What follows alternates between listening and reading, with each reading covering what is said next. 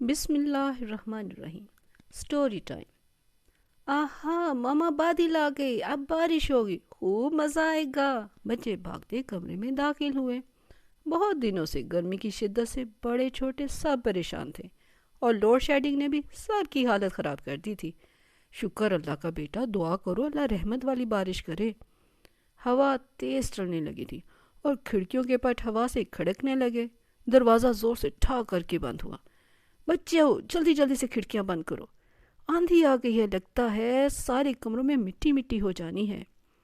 ماما نے بچوں کو انسٹرکشنز دی۔ ارے کہاں ہے سب؟ اللہ اللہ، اتنی خوفناک آندھی ہے، دعا پڑھو سب۔ دادی امی درمیانے کمرے میں داخل ہوئیں۔ وہ بلند آواز سے آندھی چلنے پر پڑھی جانے والی دعا پڑھ رہی تھی۔ اتنا مزے کا موسم ہے دادی امی، اس میں ڈرنے والی کون سی بات ہے؟ ابھی بارش شروع ہو جائے گی، بارش سے پہلے تو کبھی کبھی آندھی آتی ہی ہے۔ ماما آپ ہائی ٹی کا انتظام کر لیں۔ محمود نے دادی امی کو تسلی دی اور ساتھ میں فرمائش بھی کر دی۔ اللہ معاف کرے بیٹا، کیسا مزہ۔ دادی امی نے اتنا ہی بولا تھا کہ باہر سے کسی چیز کا گر کر ٹوٹنے کی آواز آئی۔ سب کے منہ سے چیخ نکل گئی۔ لگتا ہے دیوار پر رکھا میرا پھولوں والا گملہ ٹوٹ گیا۔ ماما نے اندازہ لگایا اور پاس آ کر دادی امی کے بیٹھ گئی۔ انہوں نے بھی دعا مانگنی شروع کر دی تھی۔ وہ بھی گھبرا گئی تھی۔ بچوں میرے پیچھے پیچھے تم لوگ بھی بولو، اللہ کرم کرے اپنا۔ اللہم انی اسألک خیرہا و خیر ما فیہا و خیر ما ارسلت بہ و اعوذ بک من شرہا و شر ما فیہا و شر ما ارسلت بہ۔ مما نے دھیرے دھیرے سے دعا پڑھی تاکہ بچے ان کے ساتھ ساتھ پڑھتے جائیں۔ ماما اس کا کیا مطلب ہے؟ احمد نے پوچھا۔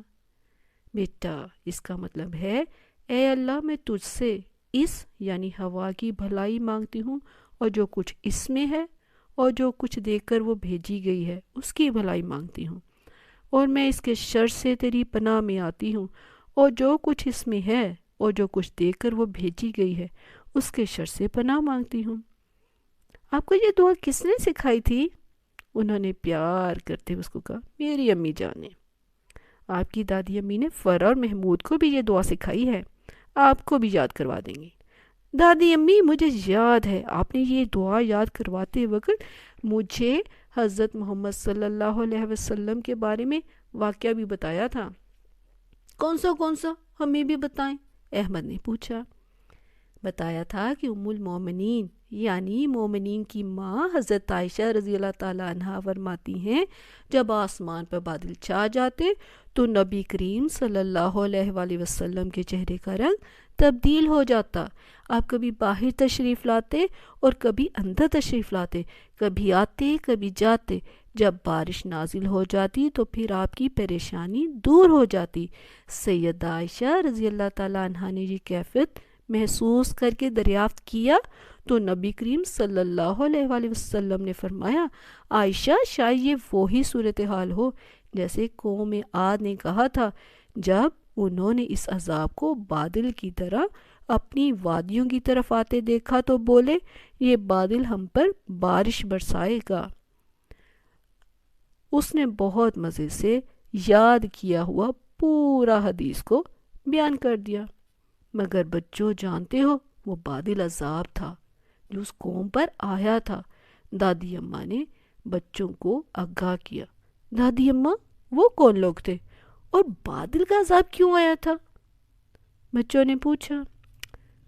مٹی کی خوشبو آ رہی ہے، لگتا ہے بارش شروع ہو گئی ہے، ماما نے خوشی سے کھڑکی کی طرف بڑھتے ہوئے کہا اور کھڑکی کھول دی۔ الحمدللہ بارش شروع ہو گئی۔ بچوں آنٹی آپ ان کو قوم عاد اور اس پر آنے والے عذاب کا حال سنائیں، میں آپ سب کے لیے کچھ بنا کر لاتی ہوں۔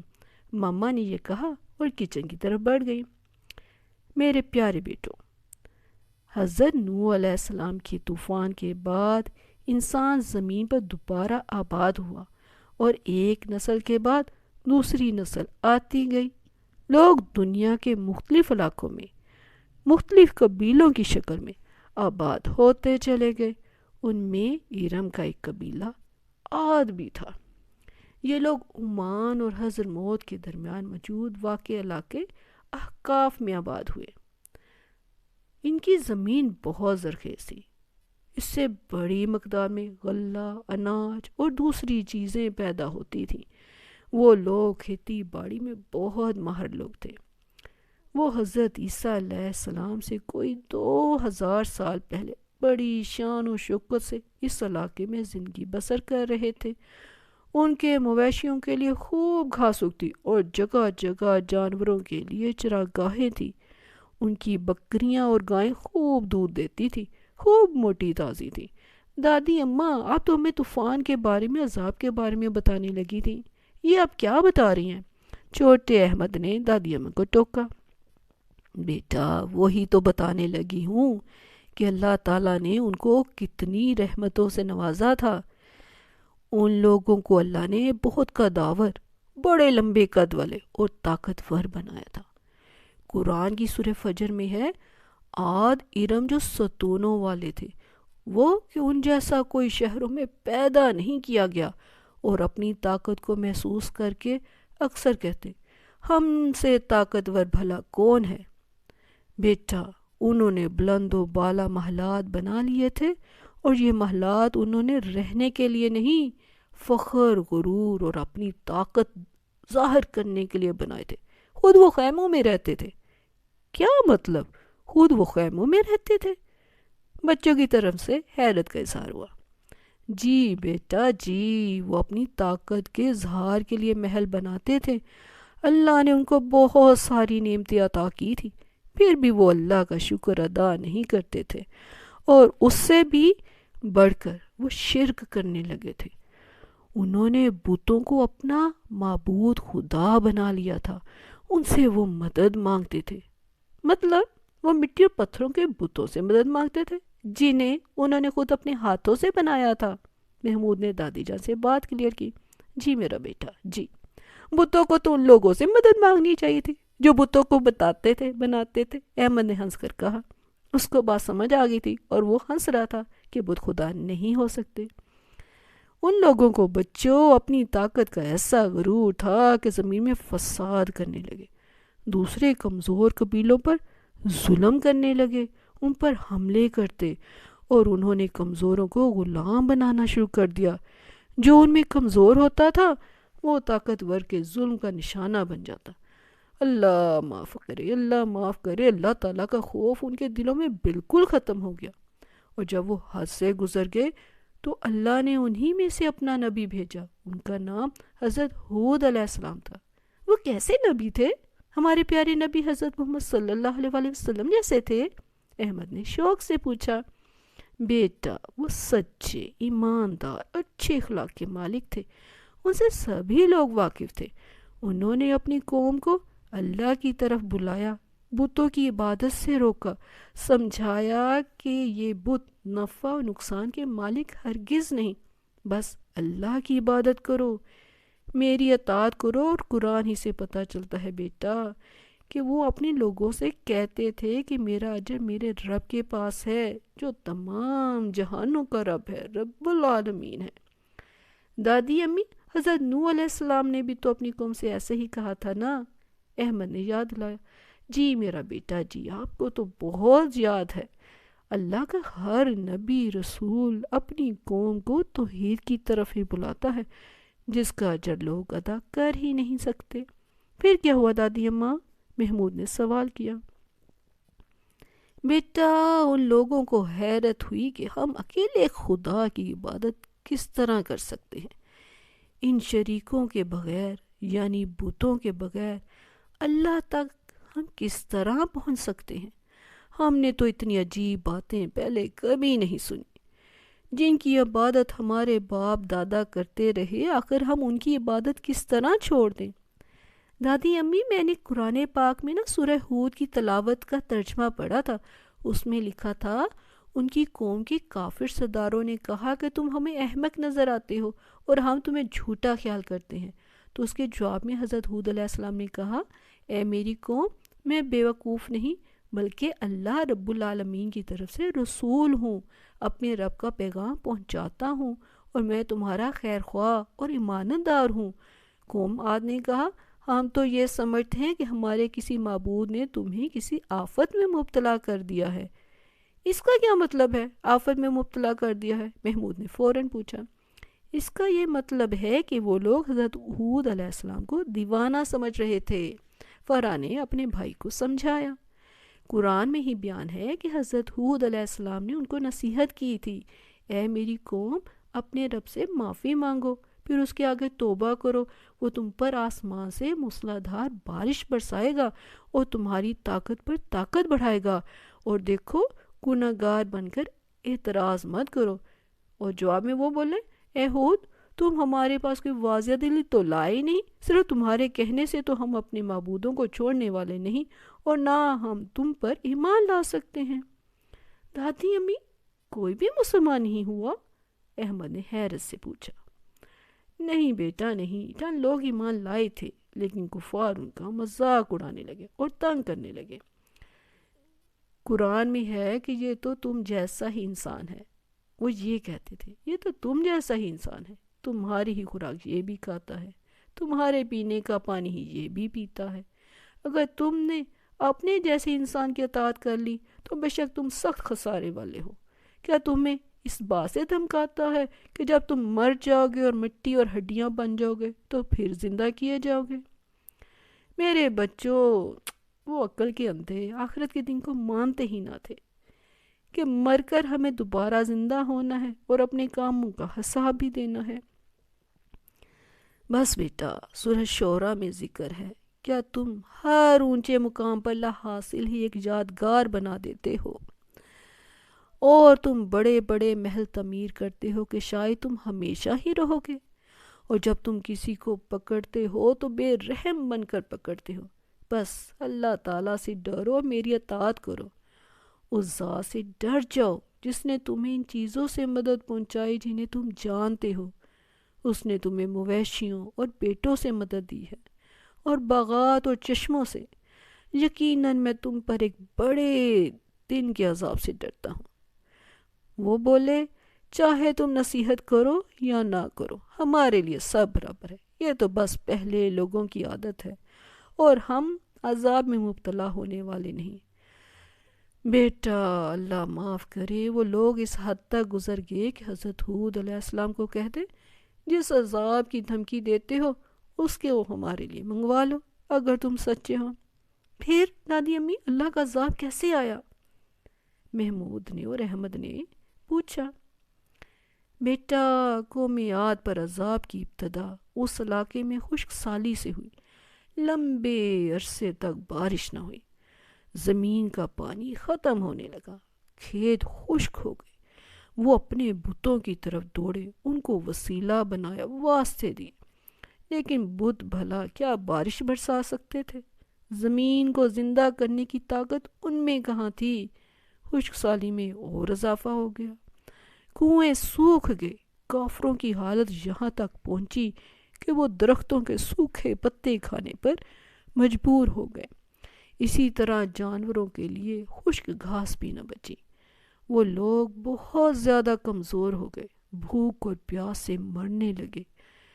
یہ خشک سالی کافی عرصے تک جاری رہی، اور جن کھیتوں پر وہ فخر کرتے تھے وہ چٹیل میدان بن چکے تھے، اور پھر ان پر عذاب نازل کیا گیا۔ قرآن پاک میں ہے، میرے بچوں، کیا تم نے نہیں دیکھا کہ آپ کے رب نے عاد کے ساتھ کیسا سلوک کیا؟ عاد ارم جو ستونوں والے تھے، وہ کہ ان جیسا کوئی شہروں میں پیدا نہیں کیا گیا۔ اور پھر حامیم سجدہ میں ہے، وہ ستون بنانے کے بعد انہوں نے بڑی غلطی کر دی۔ وہ کوہ بیٹھے، کون ہے قوت میں ہم سے زیادہ؟ اللہ معاف کرے میرے بچوں، وہ تکبر غرور کر بیٹھے، شرک کرتے ہر حد پار کر گئے۔ اس کا جواب اللہ نے یوں دیا، وہ دیکھ نہیں رہے جس اللہ نے انہیں بنایا ہے وہ قوت میں ان سے کہیں زیادہ ہے۔ پھر اللہ کا عذاب ان پر عجیب رنگ میں آیا میرے بچوں۔ ان کو آسمان پر سیاہ بادل نظر آیا، جس کو دیکھ کر وہ خوش ہو گئے، ان کا خیال تھا کہ اس بادل میں ضرور بارش ہوگی۔ وہ موسلا دھار بارش کا انتظار کرنے لگے۔ پھر بارش ہوئی؟ احمد نے بے چینی سے سوال کیا۔ بتاتی ہوں میری جان، بتاتی ہوں۔ جس بادل کو بارش والا خیال کر رہے تھے وہ عذاب کا بادل تھا، اس میں بارش نہیں تھی بچوں۔ اوہو میرے بچوں، ان پر آنے والا عذاب ایک منحوس دن میں کالے بادل کے اندر چھپی ایک تندو تیز چیختی چلاتی مسلسل رہنے والی بانجھ ہوا کا تھا، جس کے اندر کڑک بھی تھی۔ 7 راتیں اور 8 دن تک چلتی رہی وہ ہوا، جس چیز سے بھی گزرتی اس کو ریت کی طرح کر دیتی۔ وہ لوگوں کو ایسے اکھاڑ اکھاڑ کر پھینک رہی تھی جیسے وہ جڑ سے کٹے ہوئے کھجور کے کھوکھلے تنے ہوں، اور بالآخر ہوا نے ہر چیز کو ہلاک کر دیا۔ اس میں ذرات بھی تھے، بجلی کی کڑک جیسی آواز بھی تھی۔ دادی امی ایسے بتا رہی تھی جیسے ان کے سامنے وہ سارا سین چل رہا ہو۔ یہ ہوا بچوں اس قدر شدت کے ساتھ چلی کہ ان کے خیمے اڑ گئے، ان کے گھر گر گئے، بلند و بالا محلات زمین پر آ گئے، ان کے حیوانات جانور سب اڑ گئے۔ ہوا نے ان کو پہلے اوپر اٹھایا، بلندی پر لے جا کر زمین پر پٹک دیا۔ ان کی ہڈیاں پسلیاں ریزہ ریزہ ہو گئیں، وہ مردار ہو کر زمین پر گر پڑے۔ ہوا نے جب ان کو زمین سے اٹھا کر بلندی سے نیچے پٹکا تو ان کے سر الگ ہو گئے تھے۔ اسی لیے قرآن میں اس حالت کو ایسے بیان کیا ہے، ہم نے ان پر تند و تیز مسلسل چلنے والی ہوا منحوس دن میں بھیج دی، جو لوگوں کو اٹھا اٹھا کر پٹکتی تھی، گویا کہ وہ جڑ سے کٹے ہوئے کھجور کے درخت کے تنے ہیں۔ بس کیسی رہی میری سزا اور میرا ڈرانا۔ کمرے میں بالکل خاموشی سناٹا تھا۔ بچے ایسے جیسے وہ خود بھی سب اپنی آنکھوں کے سامنے دیکھ رہے ہوں۔ دادی امی، ہوا میں اتنی پاور ہے کہ وہ سب کچھ ختم کر دے، محمود کی سرسراتی آواز سنائی دی۔ جی بیٹا، ہوا میں بہت پاور ہے۔ امی نے کمرے میں داخل ہوتے اس کا سوال سن لیا تھا۔ ان کے ہاتھوں میں ایک ٹرے تھی جس میں سب کے لیے سکنجبین سے بھرے گلاس رکھے نظر آ رہے تھے۔ آپ سب ایک ایک گلاس اٹھا لیں، دادی امی تھک گئی ہیں، آگے آپ کے سوالوں کا جواب میں دیتی ہوں۔ آپ نے دیکھا ہوگا کہ ہماری اپنی زمین میں جب طوفان آتا ہے تو کیسی زوردار ہوا چلتی ہے، جو درختوں کو اکھاڑ کر رکھ دیتی ہے، گھروں کی چھتیں اڑا دیتی ہے۔ بلکہ سمندر کے اندر تو ہوا کی شدت اتنی زیادہ ہوتی ہے کہ 50 فٹ اونچی اونچی لہریں بنتی ہیں، چھوٹے جہاز کشتیاں سمندر میں غرق ہو سکتی ہیں۔ اسی لیے سمندر میں ماہی گیروں کو جانے سے روک دیا جاتا ہے۔ ایک حدیث کے مطابق بیٹا، قومیات پر بھیجی گئی ہواؤں کی خزانوں میں سے صرف ایک انگوٹھی کے حلقے کے برابر ہی چھوڑی گئی تھی۔ ہواؤں کے کون سے خزانے ہوتے ہیں؟ فرا نے سوال کیا۔ بیٹا، ہوائیں صرف ہماری زمین پر نہیں چلتی، دوسرے پلینٹس پر بھی چلتی ہیں۔ اس جدید سائنسی دور میں انسان نے آج تک کائنات میں تیز ترین چلنے والی ہوا جو ریکارڈ کی ہے وہ ایک بلیک ہول کے گرد چلنے والی ہوا ہے، جو روشنی کی رفتار کا 3% ہے۔ قومیات پر چلنے والی ہوا پر ہمارے مسلم سائنٹسٹ اسکالرس نے جو ریسرچ کی ہے اس کے مطابق اس ہوا میں 4 قسم کے فنامنا نظر آتے ہیں۔ پہلا ہے ڈسٹ سٹارم کا۔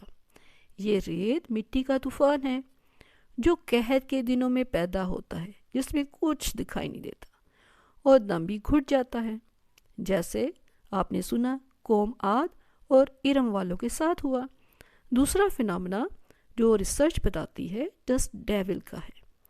صحرائی علاقوں یا میدانی علاقوں میں ہم دیکھتے ہیں کہ گرم دنوں میں ہوا کا گھومتا ہوا ایک بھنور سا بن جاتا ہے، جس میں کاغذ، پتے، ہلکی پھلکی پڑی ہوئی چیزیں اور ہمارے شہروں کا کوڑا کرکٹ بھی ہے نا، گھومتی نظر آتی ہیں، اور اگر اس میں ریت کے ذرات شامل ہو جائیں تو وہ الیکٹریکلی چارج ہو جاتا ہے اور بجلی چمکتی نظر آنے لگتی ہے، یعنی کڑک پیدا ہوتی ہے، جیسا کہ صحرا میں رہنے والی قوم آج کے ساتھ ہوا۔ تیسرا فنومینن جو سمجھ میں آیا ہے وہ ہے فائر سٹارم۔ جب کسی جگہ قحط یا خشک سالی ہو اور ٹمپریچر بیٹا بہت زیادہ ہو تو ارد گرد کے علاقوں کی ہوا اس جگہ پر اکٹھی ہونا شروع ہو جاتی ہے اور نتیجہ گھومتے ہوئے آگ اور ہوا کے بھنور کی صورت میں نکلتا ہے، یعنی خشک، بارش سے خالی اور تباہی لانے والے ستون کی شکل کی آگ۔ اور آخری کیٹیگری وہ ہے ٹورنیڈو۔ یہ ہوا کی ایسی شکل ہے کہ بدترین طریقے سے بکھری ہوئی ہوا کا ایک بھیانک ستون جو آؤٹ آف کنٹرول ہو تو علاقے میں بھیانک تباہی لا سکتا ہے۔ اس کی مثال ہمیں دنیا میں بہت جگہ نظر آتی ہے۔ مثلاً 1935 میں 1935 میں امریکہ میں ایک دفعہ ایسا ٹارنیڈو آیا تھا جو 3 کلومیٹر چوڑا، کالا سیاہ، کڑک کی آواز سے دہشت پھیلاتا بھیانک ستون کی شکل کا تھا، جس نے 350 کلومیٹر کے علاقے میں تباہی مچا دی تھی۔ انسانی علم کے مطابق بیٹا لگتا ہے کہ یہ سارے فنومینا اکٹھے قومیات پر نازل ہوئے تھے، مگر کیوں؟ خوف زدہ سی آواز آئی۔ کیونکہ میرے بچوں، انہوں نے اپنے عظیم الشان ستونوں اور ان ستونوں جیسی اپنی جسامتوں کو دیکھ کر پوچھا تھا کہ کون ہے جو قوت میں ہم سے زیادہ ہے۔ دادی امی نے جواب دیا، ان کو اپنی ستونوں جیسی جسامت اور اپنے بڑے بڑے ستونوں پر ناز تھا، اور ان کو عذابی ستونوں جیسی ہواؤں کے ساتھ آیا۔ وہ اپنے بڑے بڑے گھروں میں چھپ بھی تو سکتے تھے، لیکن کیسے؟ نہیں چھپ سکتے تھے۔ دادی اماں، وہ کیوں نہیں چھپ سکتے تھے؟ ہم بھی تو اپنے گھروں کی کھڑکیاں دروازے بند کر لیتے ہیں۔ بیٹا، ان لوگوں نے سوچا کہ وہ پہاڑوں غاروں میں پناہ لیں، لیکن ہوا نے ان کو وہاں بھی نہ چھوڑا، وہ انہیں غاروں سے بھی نکال لائی، سب کافروں کو ہلاک کر دیا، ان کے گھر محلات سب ملیا میٹ ہو گئے۔ دادی جان، حضرت ہود علیہ السلام اور ان پر ایمان لانے والے لوگوں کے ساتھ کیا ہوا؟ بچوں نے پوچھا۔ اللہ بہت رحیم ہے میرے بچوں، بہت رحیم۔ جب وہ ہوا ان کے پاس آتی تھی تو بالکل نرم ہو جاتی تھی۔ کافروں کے لیے وہی ہوا عذاب تھی اور مومنوں کے لیے رحمت۔ جب ہوا رک گئی اور سب کافر مارے گئے تو مسلمان اپنے گھروں سے نکلے اور اللہ کا شکر ادا کیا۔ پھر سب مسلمان حضرت ہود علیہ السلام کے ساتھ حضرموت چلے گئے اور وہاں جا کر آباد ہو گئے۔ امی، مجھے تو ہوا سے ڈر لگنے لگ گیا ہے، احمد نے خوف زدہ ہو کر دادی اماں سے کہا۔ بیٹا، ہوا سے نہ ڈرو، اللہ کی ناراضگی سے ڈرو۔ اللہ ہمیں صراط مستقیم پر چلائے اور ہر طرح کے شرک سے محفوظ رکھے، آمین۔ سب بچوں نے دادی امی کی دعا کے بعد آمین کہا۔